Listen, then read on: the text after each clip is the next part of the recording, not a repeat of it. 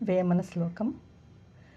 మృగమదంబు చూడ మీద నల్లగనుండు బరిడ విల్లు దాని పరిమళంబు గురువులైన వారి గుణములీలాగురా విశ్వదాభిరామ వినురవేమ. మృగమదం అంటే కస్తూరి. కస్తూరి చూడటానికి పైన భాగం నల్లగా ఉంటుంది, కానీ దాని పరిమళం ఎంతో సువాసనగా ఉంటుంది, చూడటానికి నలిపే. అలాగే గురువుల్లో కూడా గురువులను చూస్తుంటే కొంతమందికి భయం వేస్తుంది. వాళ్ళని ఏదైనా డౌట్ అడగాలన్నా అమ్మో కొడతారేమో తిడతారేమో అని భయపడతాం. కానీ వాళ్ళు చెప్పే సమాధానం మనకు అర్థమయ్యేటట్టు ఉంటుంది, మనల్ని కూడా క్రమశిక్షణలో పెడుతూ ఉంటారు. అలాంటి గురువులు దొరకడం అదృష్టంగా భావించాలి. కానీ పిల్లలు ఏం చేస్తున్నారంటే అలాంటి గురువుల దగ్గర నేర్చుకోవడానికి భయపడుతున్నారు. ఒక గురువు గారి గురించి చెప్పుకుందాం. గాంధీ గారి గురించి తెలుసు కదా మీకు. గాంధీ గారు కూడా ఒకప్పుడు గురువుగా పనిచేశారు. దక్షిణాఫ్రికాలో ఉన్నప్పుడు ఆయన ఒక ఆశ్రమ జీవితాన్ని అవలంబించి అక్కడ ఒక స్కూల్ ఉండేది. మునుల్లాగా ఆశ్రమం ఉండేదన్నమాట. అక్కడ చాలా అంతా వాళ్ళ పనులు వాళ్ళే చేసుకుంటూ అక్కడ స్కూల్లో పిల్లలకి తెలియని పాఠాలు, చిన్న చిన్న లెక్కలు ఇవన్నీ కూడా చెప్తూ పిల్లల యొక్క ఆదరాభిమానాలు పొందాడు, ప్రేమని. కోప్పడినప్పుడు కోప్పడేవాడు, చెప్పేటప్పుడు చెప్పేవారు అనమాట. అలా చెప్తుంటే గురువుల్ని బాగా పిల్లలు చక్కగా అర్థం చేసుకుంటారు. అలాగే లెక్కల మాస్టర్ ఉన్నారనమాట అక్కడ. స్పెషల్గా ఒక మాస్టర్, ఆయన లెక్కలు చెప్తూ ఉండేవారు.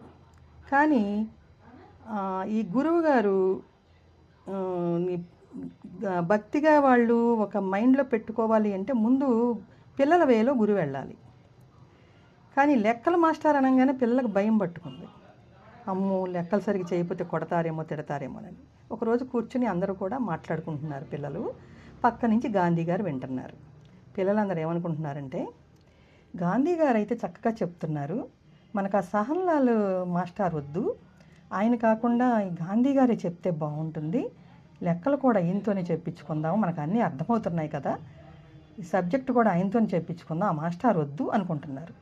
అప్పుడు గాంధీ గారు అలా అలా అవాక్ అయిపోయాడు. వస్తే ఆయన చూడంగానే భయపడ్డారు.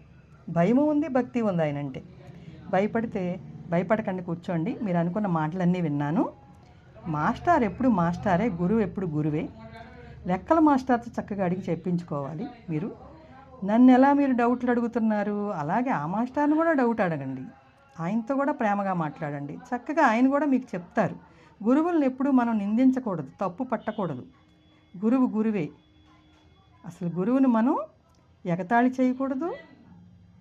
ఆ గురువు కాదు, ఈ గురువు మంచి, అతను బాగా చెప్తాడు, ఇతను బాగా చెప్పడం అన్న మాటలు కూడా అనకూడదు. గురువు స్థానాన్ని మనం ఎంత బాగా చదివినా మనం ఎందుకు పనికిరాము ఫ్యూచర్లో.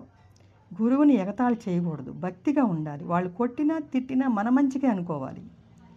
అలాగే ఇంట్లో అమ్మ కూడా గురువే మనకి. అమ్మ ఏది చెప్పినా గురువే, అమ్మ మాట వినాలి. అంతేగాని అమ్మ కొట్టింది నేను రాయను, నాన్న కొట్టారు రాయను అనకూడదు. పెద్దలు ఏది చెప్పినా మన మంచికే. అలా వేమన గారు చెప్పిన శ్లోకంలో ఇంత అర్థం ఉంది. మృగమదంబు చూడ మీద నల్లగా నుండు బరిడ విల్లు దాని పరిమళంబు గురువులైన వారి గుణములీలాగురా విశ్వదాభిరామ వినురవేమ. గురువులైన వాళ్ళ గుణములు ఇలా ఉంటాయి. కోపం వచ్చినప్పుడు కోపపడతారు, మంచిగా ఉన్నప్పుడు మంచిగా ఉంటారు.